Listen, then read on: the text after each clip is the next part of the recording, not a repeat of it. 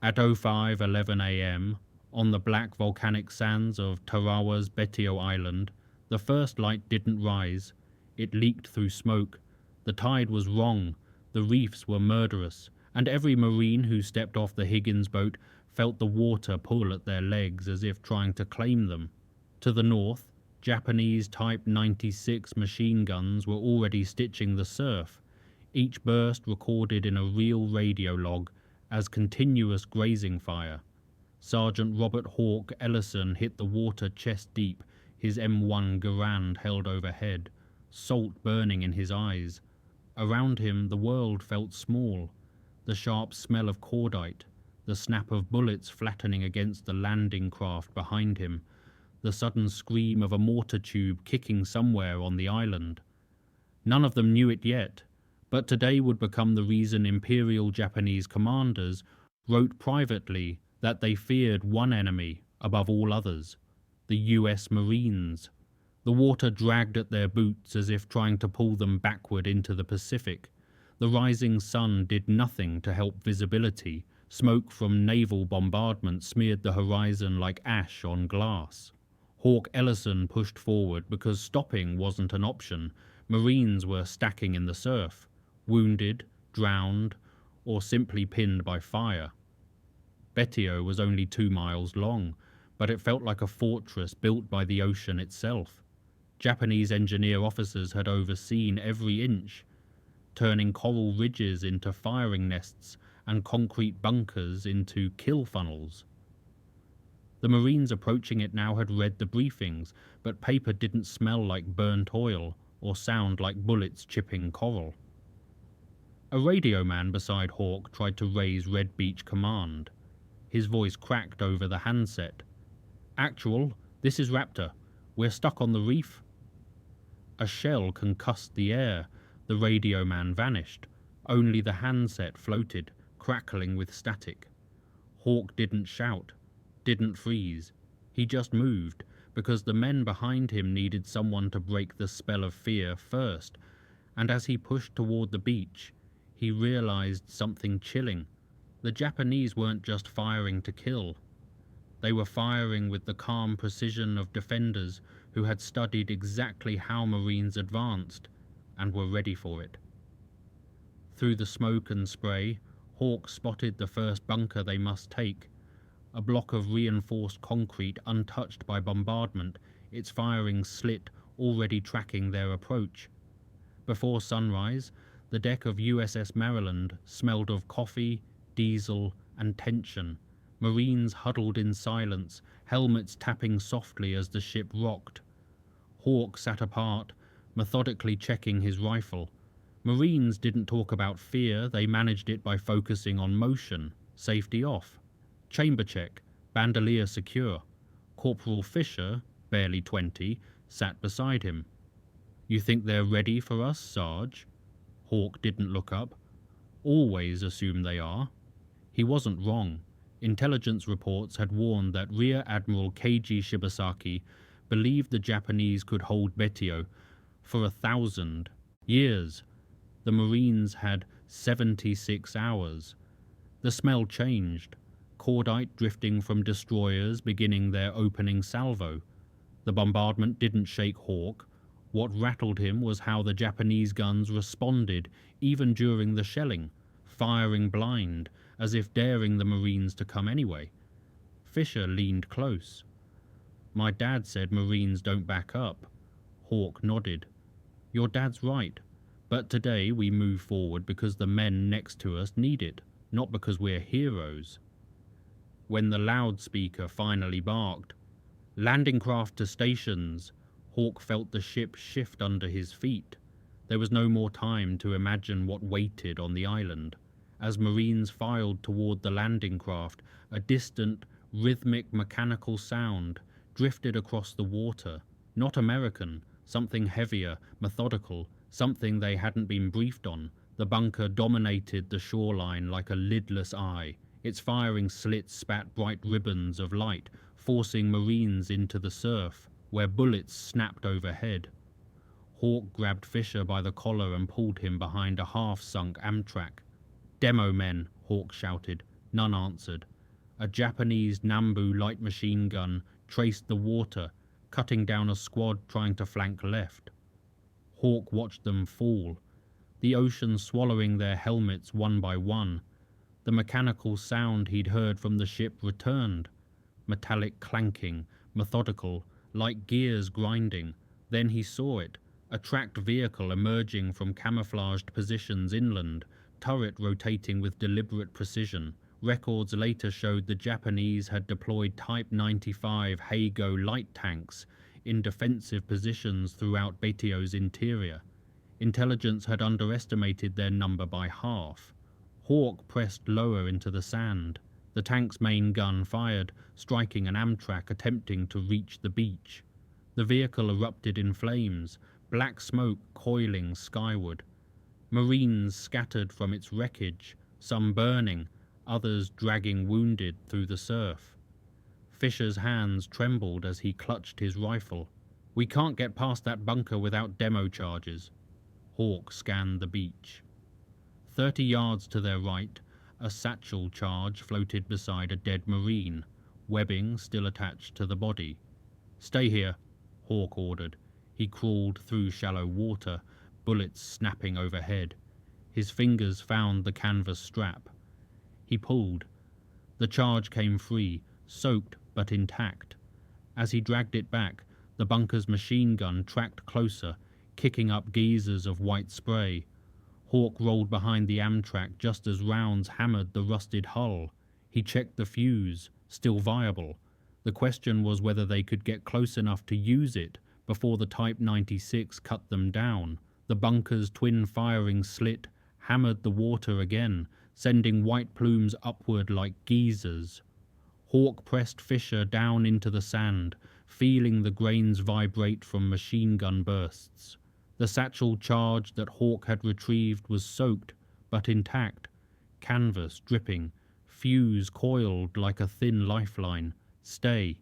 "Low," Hawk murmured. Not reassurance. Instruction. A burst from the Type 96 smashed into the Amtrak behind them, sending fragments of rusted metal skipping across the water. Marines shouted further out in the surf, trying to move, failing, dropping. The Japanese had calculated the angles perfectly. Hawk peeked over the shallow lip. The concrete bunker was closer than it looked. 25 yards. If they sprinted, 6 seconds of exposure, 6 seconds under 2 machine guns. He counted the rhythm. The Type 96 wasn't firing continuously. It had a distinct cadence, a 2-second reload pause every 14 seconds. He timed it again, 14, then the pause. He touched Fisher's helmet. "On my count, we go." Behind them, a radio operator finally managed to get a faint signal out.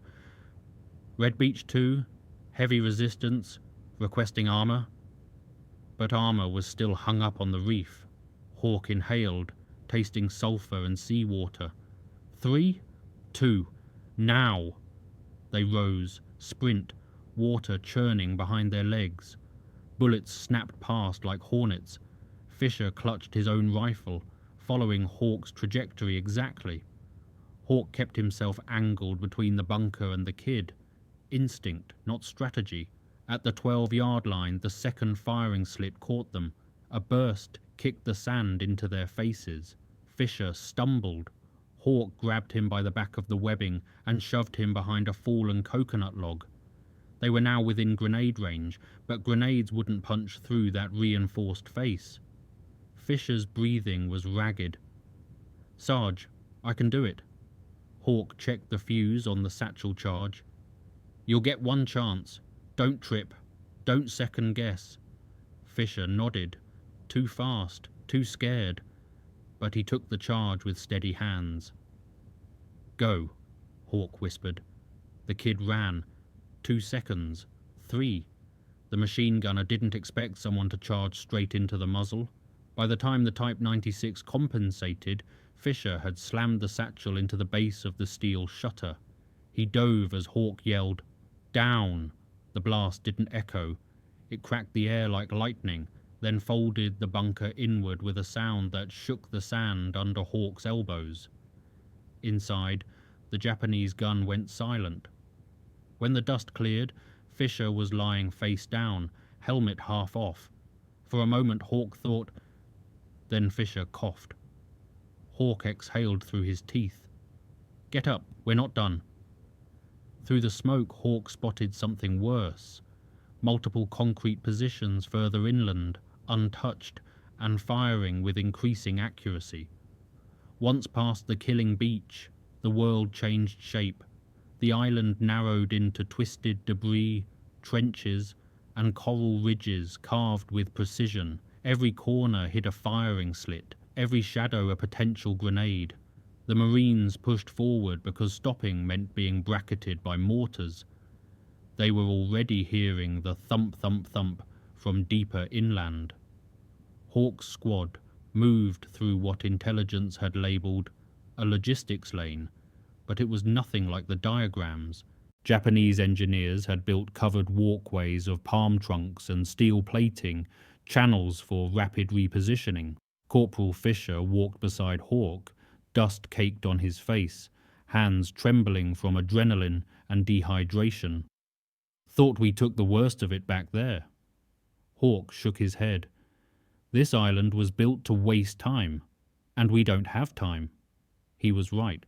Reports later showed that the Japanese had mapped the beach gradients, the coral reefs, even the predicted tide schedule. They expected where the Marines would choke, where they would clump, where they would be easiest to kill. Ahead, a Marine from another platoon waved them down. "Mortar nest up ahead, triangulated. They're walking rounds toward the coconut grove." A round exploded behind them, showering the path with coral fragments. Hawk grabbed the Marine's shoulder. "Where's command post?" "Trying to establish one," the Marine replied. "Everything's fragmented." That was the reality. Tarawa wasn't a straight line. It was a maze, and the Japanese defenders weren't fighting for ground. They were fighting for delay, for blood, for psychological shock. As Hawk's squad moved deeper, they entered the grove. Half-felled palm trees lay charred. A dead Marine leaned against one trunk, eyes open, dog tag melted against his chest. Fisher whispered, "Why do they keep firing? No one retreats, no one breaks." Hawk answered quietly, "Because they know we won't either." Another mortar tube fired, closer now. The sound came from a concealed pit camouflaged with woven palm fronds. Hawk signaled for the squad to fan out. They moved in practiced arcs, covering each other's advance. A runner arrived breathless, face streaked with coral dust. He bent at the waist, gasping. "Message for your platoon leader." "He's dead," Hawk said. "I'm acting sergeant." The runner straightened. "Enemy counterattack forming on the eastern ridge. Bayonet ready." The counterattack came fast and coordinated. Not a banzai scream-filled charge, but a disciplined push by Japanese Special Naval Landing Forces. Dark uniforms, bayonets fixed, rifles steady. Hawk and Fisher were repositioned on the ridge's left flank, where broken seawalls created narrow choke points. The smell of burning fuel drifted from a disabled Amtrak, still smouldering on the beach behind them. A Marine sergeant on the ridge yelled, "They're probing. Hold your fire." Japanese riflemen crawled forward in short bursts, using debris as cover. Their precision was unnerving. Each movement measured, each shot calculated. Hawk steadied his rifle, slow breathing, slow heartbeat. "Fisher, check your sectors. They'll try to flank." Fisher nodded, setting his jaw despite the tremble in his hands. Then the counterattack broke into a charge. Grenades arced from both sides. Japanese Type 97 grenades, tinkling like hollow gourds before bursting. Hawk fired into the thickest part of the wave, watching bodies fall, watching others step over them without hesitation. A Japanese NCO broke through the center, screaming orders with a sword raised. Hawk's second shot took him in the shoulder, the third dropped him. The Marines held, barely. The ground under them shook from the sheer force of bodies slamming into the perimeter. Fisher reloaded with frantic hands. "They don't stop! Why don't they stop?" Hawk fired again. "Because they think we're the only ones who can take this island back from them." The line wavered. A Marine went down on Hawk's right. Another fell on his left. Then a single bar gunner stepped forward, bracing his weapon against a scorched coconut stump. "Covering fire!" The Browning automatic rifle roared, a deep, authoritative sound that cut through the chaos. It carved space into the charging line, forcing the attackers to fall back, dragging wounded with them. The counterattack faltered, then broke. Silence slowly seeped into the ridge, punctured only by distant machine gun chatter. A runner approached Hawk, breathing hard. Armor finally made it across the reef. Orders are to push inward, fast. The first M4 Sherman tank clattered over the shattered seawall like a creature learning to walk on land again. Sand and smoke coated its chassis. The gun barrel dripped condensation from the ocean crossing. Marines cheered when they saw it, not loudly, but with a subtle exhale of relief that felt foreign after hours of relentless fire. Hawk placed a hand on Fisher's shoulder. "That's our momentum." The tank commander popped the hatch. "Where's your platoon sergeant?" "Dead," Hawk replied. "I'll coordinate." The Sherman rolled forward, treads grinding coral and broken timber. Marines followed in its wake, using its steel body as a moving shield. Japanese defenders shifted fire, trying to disable it with armor-piercing rounds from Type 97 anti-tank rifles buried in the dunes. One round pinged the turret. Another struck the treads but failed to penetrate. Hawk signaled the tank commander. "Bunker at your 2 o'clock." The 75mm gun pivoted, fired. The explosion lifted sand into a mushroom cloud. Fisher blinked through the dust. "We're really pushing them back?" Hawk didn't respond. He had seen enough battlefields to know that early momentum meant nothing on an island designed to kill slowly. A Japanese machine gun nest reopened on their left, brass casings spilling like rain. "Take that position," Hawk shouted. Marines scrambled behind the tank's bulk, moving low, fast. Hawk led the assault personally, tossing a grenade with practiced accuracy into the slit. The nest fell silent, and then, deeper inland. They heard it, multiple machine guns, multiple mortars, multiple screams. Betio wasn't giving up. It was just beginning to show its depth. They advanced another 100 yards before a runner caught up, face pale. "Radio intercept confirms the Japanese still have nearly 1,000 defenders unaccounted for in underground tunnels." Hawk looked at the ground beneath his boots. Somewhere below, an entire garrison waited in the dark. The ground itself felt alive, hollow in places, trembling from movement beneath. Marines advancing inland kept hearing voices echo through the earth, whispered commands, shifting equipment, the muffled clicks of rifles being prepared.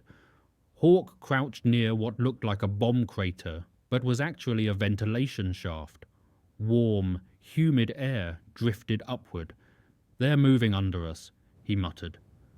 A combat engineer squad joined Hawk's unit, led by Sergeant Keller, a man covered in coral dust and carrying a flamethrower like it was part of him. Keller spat. "Intel didn't say anything about a full tunnel grid." "Intel doesn't bleed on these islands," Hawk replied. They approached a reinforced hatch, partially buried in debris. Scratches around the edges suggested frequent use. Japanese soldiers inside were repositioning, fast. The sound of boots on concrete echoed faintly from below. Keller nodded once. "Stand clear." The flamethrower hissed, then roared, a hungry plume of fire forcing its way into the blackness below. Screams rose, then silence, then more screams, distant, receding. Fisher flinched. "Do we have to burn them out?" Hawk didn't soften his tone. "They're fighting to the last man down there. If we don't clear these tunnels, they'll come up behind us tonight and cut our throats." Marines secured the hatch and moved on. But the knowledge lingered. The battle wasn't linear. It was three-dimensional. Above ground, below ground, everywhere. As they advanced toward the airfield, artillery shells from offshore destroyers whistled overhead, landing with heavy concussions in the island's central fortifications. Each impact sent tremors through the coral base. Hawk checked his watch. It wasn't even noon. They had been fighting for less than 7 hours, but it felt like days. Ahead, a Japanese officer was spotted fleeing toward the command bunker, and rumor spread quickly that he carried the final defense orders for the remaining garrison. The heat over the airfield shimmered like a mirage, but nothing here was an illusion. Every crater, every twisted steel beam, every body told the same story. Progress measured not in yards, but in inches. Hawk wiped sweat from his brow. His uniform clung to his back, heavy with seawater, smoke, and blood that wasn't all his. The sound of offshore naval guns had quieted, not gone, but less consistent. That meant the Navy was being cautious. Marines were too close to the targets. The rumor reached Hawk's squad fast. A Japanese officer had been seen heading toward the central command bunker, possibly carrying the final defense orders. That changed everything. If he reached that bunker and delivered those orders, the garrison would unify. The scattered pockets of resistance would synchronize into something far deadlier. Hawk knew the Marines had minutes, maybe less. They moved at a low crouch across the hard-packed coral. The airfield looked open, but sniper fire snapped from the shattered control tower at irregular intervals. The Marines used debris as stepping stones. A broken truck here, a mound of sandbags there. Fisher crawled beside Hawk. "You think the officer's still alive?" "He is until we confirm otherwise," Hawk said, scanning with narrowed eyes. "Focus forward." A burst from a concealed Nambu machine gun raked the ground, spraying coral shards into Fisher's face. Hawk dragged him behind a fuel drum, checking for wounds. "Just cuts," Fisher said, voice shaking. They advanced again, flanking the machine gun nest. The Sherman tank rolled behind them like a colossal shadow, treads grinding coral into powder. Hawk signaled. "Tank, suppressing fire." The 75mm cannon fired, collapsing the nest in a thunder of sand and concrete. As the squad reached the command bunker perimeter, Hawk noticed something unsettling. The sand quivered under their boots. Movement. Beneath them. "Tunnels," Hawk growled. "They're regrouping." He tapped Fisher's helmet. "We go now. That officer cannot disappear under us." They sprinted toward the bunker entrance, the world narrowing to a single point. As Hawk reached the entrance, a Japanese grenade rolled out. Fuse sizzling closer than any of them expected. The grenade bounced once, twice, then settled in the dirt like a small metal heart, counting down to annihilation. Hawk didn't think. He reacted. He grabbed Fisher by the front of his vest and hurled him backward. The blast hit an instant later. A white flash and a punch to the chest that slammed Hawk into the bunker wall. His ears rang. Dust fell in slow motion. He blinked once, twice, forcing the world back into clarity. A Marine yelled, "Sarge is hit." "I'm fine," Hawk growled, though blood trickled from his nose. Inside the bunker, Japanese voices barked orders. Sharp, hurried. The officer was close, maybe feet away. Hawk pushed off the wall and signaled the flamethrower team. "Keller, front." Keller moved forward, shoulders squared under the weight of the tank, the nozzle already hissing. But before he could fire, the bunker's steel door slammed open. A Japanese defender charged out with a bayonet, eyes wide, face streaked with soot. Keller stumbled backward. Hawk fired once. The bayonet dropped. The soldier collapsed mid-stride. They surged forward. Inside, the command bunker was a world of smoke and heat. Oil lamps flickered. Maps covered the walls, marked with red arrows, contingency notes, and handwritten timings. A smell of sweat and gunpowder pressed down like a physical weight. Fisher pointed. There. A Japanese officer sprinted toward an interior hatch, clutching a leather case. The orders. Hawk didn't shout. He ran. The officer turned, firing a pistol. Hawk felt a round graze past his sleeve. Fisher ducked behind a crate and returned fire, forcing the officer to dive through the hatch, slamming it shut. Hawk reached the hatch and rammed his shoulder into it. The hinges held. Keller arrived, flamethrower humming. "Move!" Hawk stepped aside as flames poured through the cracks. The steel glowed, then twisted. The hatch failed. Inside, the officer lay slumped beside a map table. Smoke curled around him. The leather case still hung from his hand. Fisher retrieved it carefully. What now? Hawk turned toward the distant sounds of rifle fire and mortar bursts. Now we end this island before nightfall. Whatever orders he carried won't reach anyone now. He opened the case. Inside was a list of final stand positions, fortified strongpoints. If the Japanese had time to regroup there, the battle would drag on for days. But now the Marines had the map, and the advantage. A distant explosion shook the ground. The largest remaining Japanese fortification had just activated its artillery. The fortification was known on marine maps as Node 8, but the Japanese called it Ketsu no Kokoro, the heart of the defense. It was a multi-chamber stronghold carved from coral and reinforced with steel and coconut logs thicker than telephone poles. It had survived naval bombardment. It had survived airstrikes. Now it was turning its guns on the Marines, advancing with Hawk's squad. Artillery shells crashed around them in tightening patterns. Walking fire meant to herd them into kill corridors. Hawk used the map from the officer's case to guide them through safer approach routes, narrow trenches, broken seawall gaps, abandoned anti-aircraft pits. The world shook with each detonation. Fisher stumbled as a shell struck nearby, but Hawk grabbed him, pulling him forward. "Stay with me." The Sherman tank arrived moments later, turrets swiveling to engage the strongpoint. Its cannon barked. A direct hit, but the bunker barely trembled. Thick reinforced coral absorbed the blast like bone. The tank commander cursed. "Need satchel charges or flamethrowers. We'll waste shells all day otherwise." Hawk turned to his men. "Keller, you're up. Everyone else, suppressing fire." The approach felt like running into a storm. Bullets hit the ground around them in tiny eruptions. Japanese defenders inside the strongpoint fired disciplined bursts. No panic, no haste. They were defending the heart of their island. Keller advanced, flames sweeping in arcs, driving defenders from slits.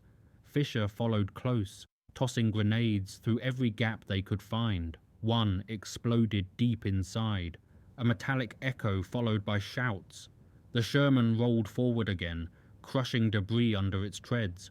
Hawk climbed onto its side, signaling where to fire next. "Hit the upper vent," the cannon fired. This time, the structure cracked, not fully destroyed, but weakened. Again! The second shot caved part of the upper roof, sending dust and fragments raining down. Marines surged into the breach. Inside was chaos, smoke, shadows, figures moving. Hawk fired until his rifle clicked empty, then switched magazines with muscle memory honed by endless drills. A Japanese defender lunged from the side chamber with a bayonet. Hawk parried with the rifle stock and slammed the man into the wall. Another charged. Fisher took him down with a desperate shot. Minutes stretched like hours. Then, silence. A final chamber door creaked open. No ambush, no shouting. Inside, the last surviving Japanese officer knelt beside a destroyed radio set. He looked at the Marines entering, exhaled once, and reached for nothing. No weapon, no grenade. Only resolve. He whispered something Hawk didn't understand. Then he collapsed. Hawk looked around the shattered strongpoint. Smoke curled through cracked coral walls. Shell casings littered the floor. The tank outside rumbled on standby. Strongpoint cleared, Hawk said quietly. But what mattered wasn't the strongpoint falling. It was the truth settling over every Marine in that smoke-choked chamber. The Japanese had fought with absolute conviction, and the Marines had beaten them with endurance, coordination, and raw refusal to break. A runner approached Hawk with a final message from Battalion Command. Prepare for night operations, expect infiltration attempts, hold everything you've taken. Night fell fast on Betio, not like a sunset, but like a power outage. One moment the sky was a bruised orange from burning fuel. The next, darkness swallowed the island entirely. The only light came from distant fires and the faint glow inside helmets when Marines checked their maps with small cupped flashlights. Hawk sat beside a broken seawall, eyes scanning the black shapes ahead. His rifle rested across his knees. Sweat chilled on his back beneath the tropical night air. Every hour of exhaustion felt like a weight pulling him into the ground. Fisher sat beside him, rubbing his hands, trying to stop the trembling. "Do they come at night, Sarge?" "They always come at night," Hawk said. "Stay awake, stay sharp." The Japanese defenders remaining on Betio, perhaps a few hundred scattered in pockets, were not trying to survive. They were trying to make the Marines bleed until dawn. And everyone knew it. Around 8:10 in the evening, the first infiltration attempt hit the perimeter. A rustle, a shadow, then a sharp metallic click, a bayonet scraping stone. A Marine to their left fired. Another screamed. Darkness erupted into chaos as silhouettes rushed the line. Hawk fired controlled bursts, each shot lighting the ridge for a heartbeat. Bodies dropped, shadows moved, rifles cracked, grenades hissed. Fisher shouted, "Left flank," just as two Japanese soldiers emerged from a trench, sprinting low, blades drawn. Fisher shot one, then the other. The recoil nearly knocked him backward. Hawk grabbed Fisher's shoulder. "Breathe, reload, keep moving." The line wavered. Marines fought in clusters, small circles of light and muzzle flash. In the near distance, a Japanese officer's whistle pierced the night, rallying another group for a second push. Hawk steadied his rifle. "Get ready." They came in a rush, fast, silent, committed. Some crawled low through sand, others sprinted directly at the line, trying to break it by force of will alone. Keller's flamethrower ignited, turning the world orange for 3 seconds. Screams followed. Smoke coiled upward like a living thing. By 10:30 at night, the infiltrations slowed. By midnight, they felt sporadic, but no one slept. Hawk kept listening, for movement, for breathing not belonging to his men, for anything. At 3:11 in the morning, he heard it. A single pair of footsteps. Slow, deliberate. He raised his rifle. Fisher mirrored him. "Hold," Hawk whispered. A Japanese soldier stepped into faint firelight. He carried no weapon. Wounds covered his arms and chest. He looked at the Marines, not with fear, but with exhaustion beyond anything human. He knelt, spoke something soft. Then he collapsed forward, dead before he hit the ground. Silence followed, heavy, final. Fisher whispered, "They fought like they knew what we'd do if we stopped," Hawk answered quietly. "They fought like we did. They just had different orders." The night held its breath. Then the horizon paled. With first light, a runner approached. "Battalion wants you at the pier. Something you need to hear." The morning light revealed the island as it truly was, a landscape of broken concrete, blackened palm stumps, and still forms lying where they had fallen. Marines walked slowly, not triumphantly, but with the silent gravity of men who had survived something that defied explanation. Hawk reached the pier, where an operations captain stood, reading casualty reports. The man looked up, jaw tight, eyes raw. "Sergeant Ellison," he said quietly.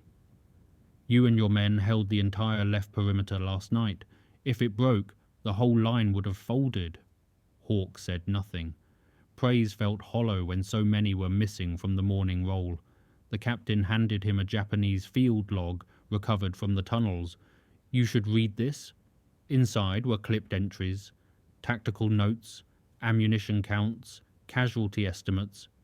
But one entry stood out, written hours before the Marines landed. "American Marines are the only force expected to land. They do not break. They do not retreat. If we fail to stop them on the beach, the island will fall regardless of cost. Prepare every man to die." Hawk exhaled slowly. Fisher stepped beside him, reading over his shoulder. "They wrote that? Before they even saw us?" "They'd fought Marines on Guadalcanal," Hawk said. "On Tulagi, on New Georgia. They learned the hard way." Further down, the journal was another line, written by a different Japanese officer on the first night of the battle. "The Marines attack through wounds, through fire, through certainty of death. They keep advancing even as we strike them from every direction." Hawk closed the log. The captain added quietly, "Intel says Japanese command now labels Marines as shock troops. They warn other garrisons that Marines don't fear attrition. They expect it." Fisher swallowed hard. "Is that why they feared us? Because we didn't stop?" Hawk looked at the shattered beach, the craters, the smoke, the men bandaging wounds, the stretchers lined in rows. "No," he said softly. "It's because we kept going for each other."